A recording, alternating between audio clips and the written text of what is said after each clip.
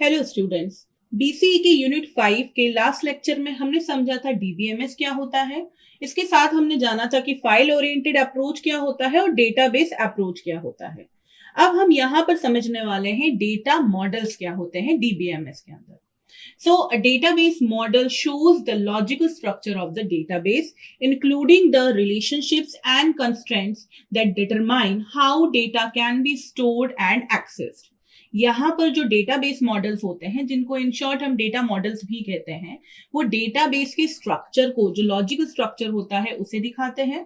इसके साथ में वो ये भी बताते हैं कि डेटा के बीच में आपस में रिलेशनशिप और कंस्ट्रेंट्स क्या हैं, और डेटा किस तरीके से स्टोर होता है और किस तरीके से उसे हम एक्सेस कर सकते हैं। So individual database models are designed based on the rules and concepts of whichever border data models designers adopt. यहाँ पर जो डेटाबेस रहता है, हमारा जो डेटाबेस का मॉडल रहता है, वो बेसिकली उसकी जो डिजाइन होती है वो इस पर बेस्ड रहती है कि किस प्रकार के डेटा मॉडल को डिजाइनर ने अडॉप्ट किया है, और उस प्रकार के डेटाबेस मॉडल के अनुसार रूल्स एंड कंसेप्ट्स रहते हैं हमारे उस डेटा के। So most data models can be represented by an accompanying database diagram. यहाँ पर जितने भी हमारे पास डेटाबेस मॉडल्स अवेलेबल हैं, डेटा मॉडल्स अवेलेबल हैं, उनको हम डेटाबेस डायग्राम में रिप्रेजेंट कर सकते हैं। सबसे पहला मॉडल जिसके बारे में हम बात कर रहे हैं वो है हमारा ER डेटा मॉडल, जिसको हम बोलते हैं entity relationship model. So entity relationship model is based on the notion of real world entities and relationships among them. यहाँ पर जो ER डायग्राम रहता है, हमारा जो ER मॉडल रहता है डेटाबेस का, वो बेसिकली रियल वर्ल्ड एंटिटीज और उनके रिलेशनशिप्स पर ही बेस्ड होता है। While formatting the real world scenario into the database model, the ER model creates entity set, relationship set, general attributes and constraints. ER model is best used for the conceptual design of database. यहाँ पर जब हम ER model बना रहे होते हैं, जब design कर रहे होते हैं, तो उस टाइम पर बेसिक हमारा जो मेन रहता है फोकस, वो रहता है हमारा एंटिटी सेट पर। एंटिटी का मतलब क्या हो गया? जो रियल वर्ल्ड में हमारा डेटा है, ऑब्जेक्ट्स हैं, उनके सेट पर। इसके अलावा उनके बीच के रिलेशनशिप सेट पर। उसके अलावा जो जनरल एट्रीब्यूट्स हमने यूज करे हैं, दैट मीन्स उन एंटिटीज के जो बिहेवियर्स हमने, कैरेक्टरिस्टिक्स डिस्कस करे हैं, और साथ में उनके कंस्ट्रेंट्स, जो लिमिटेशंस हमने लगाए हैं, इन सभी चीजों के बेसिस पर इसका जो रियल वर्ल्ड एक सिनेरियो को देखते हुए डेटाबेस का मॉडल बनाया जाता है। सो ER मॉडल बेस्ट है किस चीज के लिए? जब हमें हमारा डेटाबेस का डिजाइन कंसेप्शनली दिखाना है उस टाइम पर। तो यहाँ पर ER मॉडल बेसिकली बेस्ड होता है एंटिटीज और उसके एट्रीब्यूट्स के ऊपर, और रिलेशनशिप उन एंटिटीज के बीच में जो है उसके बेसिस पर। आप यहाँ पे देख पा रहे हो कि हमारे पास एक ER डायग्राम है जिसमें हमारे पास दो एंटिटी हैं और उन दो एंटिटी के बीच में एक रिलेशनशिप है। यहाँ पर जो डायग्राम को शो करने का, फ्लो चार्ट दिखाने का जो हमारा तरीका है, वो सेम है जिस प्रकार से हम एल्गोरिथम के टाइम पर यूज कर रहे थे। रिलेशनशिप्स को हम यहाँ पर एक डायमंड के तौर पे शो करते हैं। एंटिटीज हमारा यहाँ पर रेक्टेंगुलर एरिया में आता है। इसके अलावा जो एट्रीब्यूट्स हैं वो हमारे सर्कल्स में आ रहे हैं, ओवल शेप सर्कल्स में। तो आप यहाँ पे देख पा रहे हो दो एंटिटीज हैं, उन दोनों की जो कैरेक्टरिस्टिक्स हैं, दैट मीन्स उनके जो एट्रीब्यूट्स हैं। मान लीजिए आप यहाँ पर दो एंटिटी हो गया, एक स्टूडेंट हो गया एंटिटी, और दूसरा एंटिटी क्या हो गया? प्रोफेसर हो गया। स्टूडेंट और प्रोफेसर एंटिटी, और मान लीजिए ये जो पूरा डायग्राम है, जो टेबल है, ये स्कूल या कॉलेज के नाम पर है। तो यहाँ पर स्टूडेंट एंटिटी के क्या एट्रीब्यूट्स होंगे? उनका रोल नंबर, उनकी ब्रांच, ठीक है। इसके अलावा यहाँ पे प्रोफेसर के क्या होंगे? सब्जेक्ट, उस प्रोफेसर कौन सा सब्जेक्ट पढ़ाता है, उस प्रोफेसर का आईडी नंबर क्या है। ये क्या हो गए? इनके एट्रीब्यूट्स हो गए। इन दोनों के बीच में रिलेशनशिप है, और इन दोनों के ही कुछ एंटिटीज आपस में मैच भी करेंगे, जैसे कि कॉलेज कोड दोनों का मैच करेगा, राइट। इनका सब्जेक्ट्स के टाइम पर ये सब्जेक्ट क्या पढ़ाते हैं और ये बच्चे वही सब्जेक्ट पढ़ते हैं, वो मैच होगा। तो ये चीजें इनके रिलेशनशिप को स्टैब्लिश करेंगे। तो ये है हमारा एंटिटी रिलेशन मॉडल। अब इसमें एंटिटी जो वर्ड बार बार यूज कर रहे हैं वो बेसिकली होता क्या है? An entity in ER model is a real world entity have properties called attributes. यहाँ पर एंटिटी रियल वर्ल्ड का जो ऑब्जेक्ट होता है, रियल वर्ल्ड में जो डेटा होता है, उसको हम कहते हैं एंटिटी, और उसके पास कुछ प्रॉपर्टीज होती हैं, कैरेक्टरिस्टिक्स होती हैं, जिनको हम कहते हैं attribute. Every attribute is defined by it's set of values called domain. यहाँ पे हर एक एट्रीब्यूट को डिफाइन करने की कुछ वैल्यूज होती हैं, जिनको हम कहते हैं domain. For example, in a school database, a student is considered as an entity. Student has various attributes like name, age, class. यहाँ पर जो मैंने आपको एग्जाम्पल बताया है कि जो हमारा स्टूडेंट एंटिटी हुआ, उसके एट्रीब्यूट्स क्या होंगे, उसका नाम, उसकी एज, उसकी क्लास, उसका रोल नंबर. तो ये होते हैं हमारा एंटिटी एंड उसके एट्रीब्यूट्स. नेक्स्ट यहाँ पे वर्ड मैंने यूज करा था एंटिटी रिलेशनशिप मॉडल में, वो है relationship. So the logical association among entities is called as relationship. यहाँ पर एंटिटीज के बीच में जो लॉजिकल कनेक्शन हुआ है, एसोसिएशन हुआ है, उसको हम कह रहे हैं relationship. Relationships are mapped with entities in various ways. Mapping coordinates defines the number of association between entities. यहाँ पे जो मैप करने के कार्डिनैलिटीज होती हैं, वो भी हमारे किसको डिफाइन करती हैं कि दो एंटिटीज के बीच में कितने नंबर ऑफ एसोसिएशन कनेक्शंस हुए हैं. हमने स्कूल्स में भी पढ़ा है फंक्शंस के बीच में जो रिलेशंस होते हैं, 1 to 1, 1 to many to 1, many to many. यहाँ पे जो रिलेशनशिप्स की बात करी गई है, मैपिंग कार्डिनैलिटीज की बात करी गई है, इसमें या तो direct point two point 1 to 1 इनका एसोसिएशन होगा, या फिर एक एंटिटी का मेनी एंटिटीज से रिलेशनशिप होगा, या फिर बहुत सारे एंटिटीज का सिर्फ एक एंटिटी से रिलेशन होगा, या फिर सभी का सभी से रिलेशन होगा. अब इनका हम एग्जाम्पल किस तरीके से समझ सकते हैं. सबसे पहले अगर बात करूं 1 to 1 में, तो उस चीज में अभी हम यहाँ पर कहीं पर सब्जी खरीदने जाते हैं, तो सब्जी वाला भी और मैं भी, दोनों क्या हुए, एंटिटी हो गए. हम दोनों के बीच में 1 to 1 रिलेशनशिप हम स्टैब्लिश कर सकते हैं.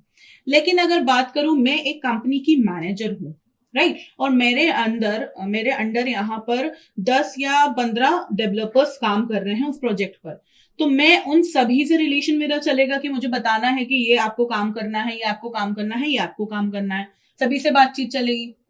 तो ये एग्जाम्पल क्या हो गया, 1 to many का. अब नेक्स्ट एग्जाम्पल समझते हैं. मैं आपकी फैकल्टी हूं और क्लास में 30 बच्चे हैं, तो ये सभी 30 बच्चे अपने डाउट्स क्लियर करने के लिए किसके पास आएंगे, मेरे पास. तो ये क्या हो गया, many to 1. लास्ट हमारा होता है many to many. That means हम एक ग्रुप में हैं. एक एग्जाम्पल के तौर पे समझ लीजिए, आप ग्रुप डिस्कशन कर रहे हैं, it's a open group discussion. तो यहाँ पर आप इस डिस्कशन में 10 लोग हैं, तो 10 लोग आपस में डिस्कस कर रहे हैं, तो ये रिलेशन कैसा हो गया, मैनी टू मैनी का. यही होते हैं हमारे रिलेशनशिप. तो रिलेशनल, अब इसमें जो रिलेशनशिप्स की बात हुई है, ये हमें ध्यान रखना है कि ये एट्रीब्यूट्स के बीच में रिलेशन नहीं हो रहा है, ये एंटिटीज के बीच में हो रहा है जो रियल वर्ल्ड में एग्जिस्ट करती है.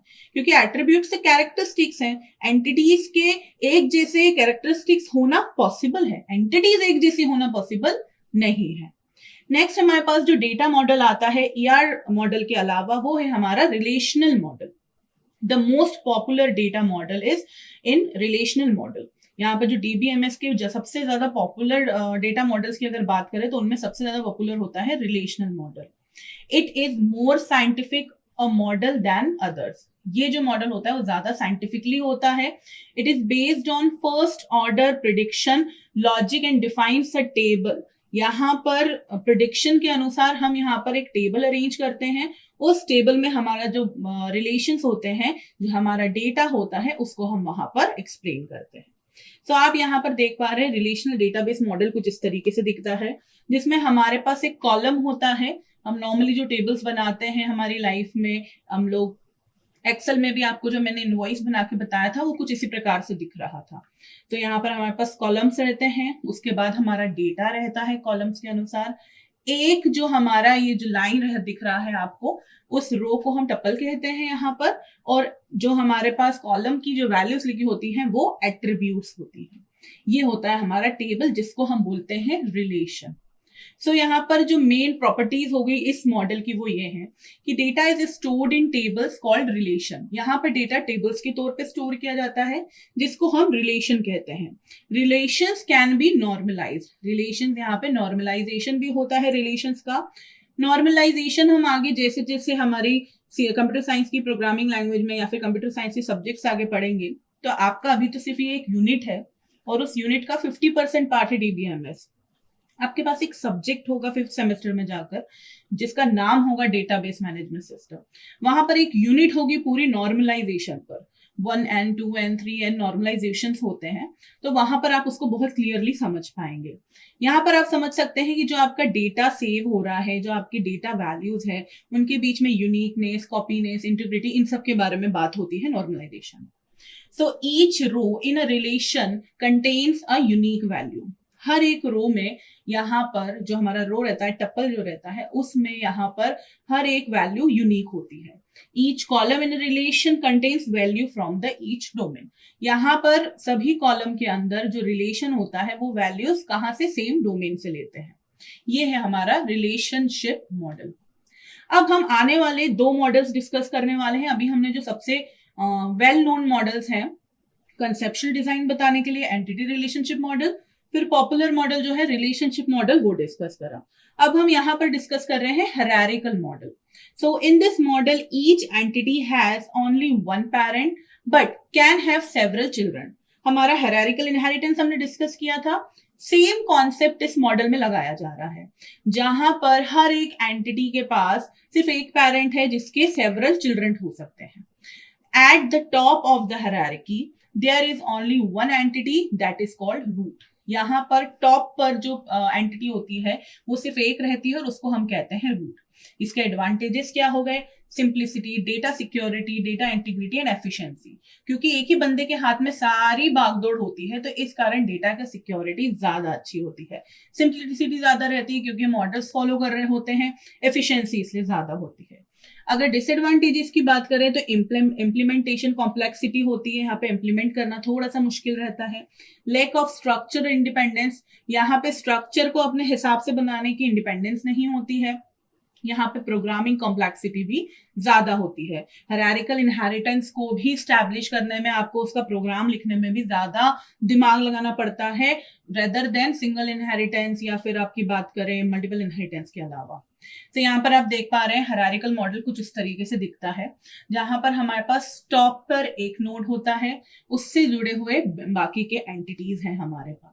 इसको हम इस तरीके से समझ सकते हैं हायरार्किकल मॉडल को कि हमारे स्कूल के अंदर एक टॉप एंटिटी हुई प्रिंसिपल, प्रिंसिपल के बाद वाइस प्रिंसिपल, उनसे कनेक्टेड बाकी के डिपार्टमेंट हेड्स, उनसे कनेक्टेड डिपार्टमेंट हेड्स के बाकी के फैकल्टीज, फैकल्टीज के बाद हायरार्किकल में कौन आएंगे, हायरार्की में चिल्ड्रन आएंगे, स्टूडेंट्स आएंगे।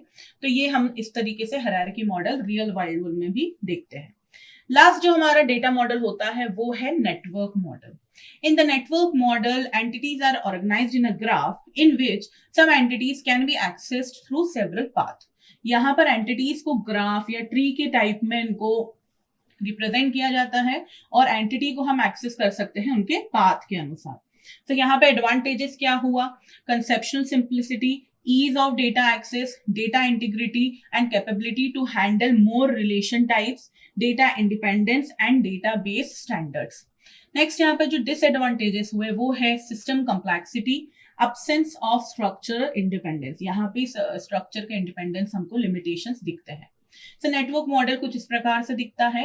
आप यहाँ पे देख पा रहे हैं कि डिपार्टमेंट और स्टूडेंट के थ्रू यहाँ पर एंटिटीज को हम सेवरल पाथ, जो मैंने आपको डेफिनेशन में बताया था, उन पाथ्स के थ्रू उन एंटिटी के रिलेशन को हम देख सकते हैं।